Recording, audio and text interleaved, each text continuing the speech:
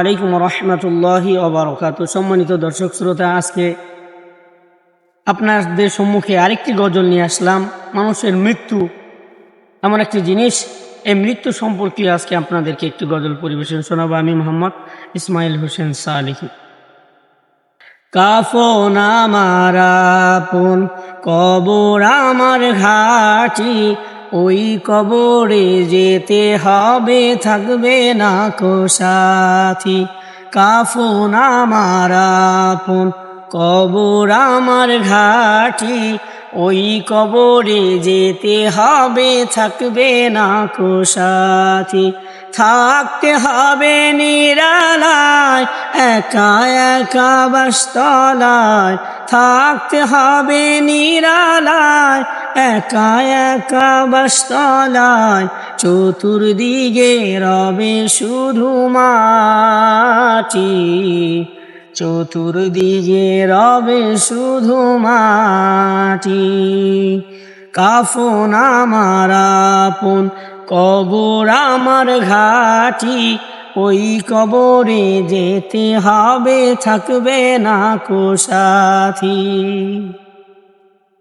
3.5 হাত মাটির ঘর, কারো আপন কারো পর, কারো আবার ফুলেরই বাগান, কারো বা হবে জাহান্নাম। 3.5 হাত মাটির ঘর, কারো আপন কারো পর, কারো আবার ফুলেরই বাগান, কারো বা হবে জাহান্নাম। কঠিন হবে সেদিন তোমার, না থাকিলে নেকি, ওই কবরে যেতে হবে, থাকবে না কো সাথী। থাকতে হবে নিরালায়, একা একা বাসতলায়, থাকতে হবে নিরালায়, একা একা বাসতলায়, চতুর্দিকে রবে শুধু মাটি, চতুর্দিকে রবে শুধু মাটি। মুনকার নাকির আসিবে, সওয়াল জবাব করিবে, না পারিলে সওয়ালের জবাব, শুরু হবে কবরের আযাব। মুনকার নাকির আসিবে, সওয়াল জবাব করিবে, না পারিলে সওয়ালের জবাব, শুরু হবে কবরের আযাব।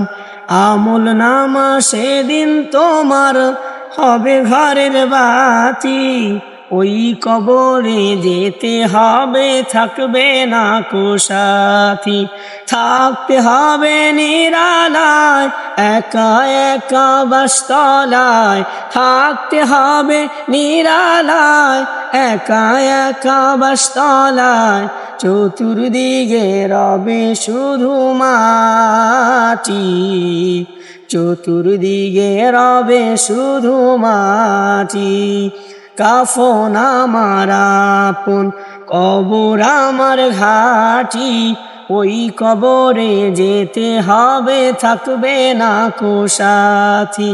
ওই কবরে যেতে হবে, থাকবে না কো সাথী।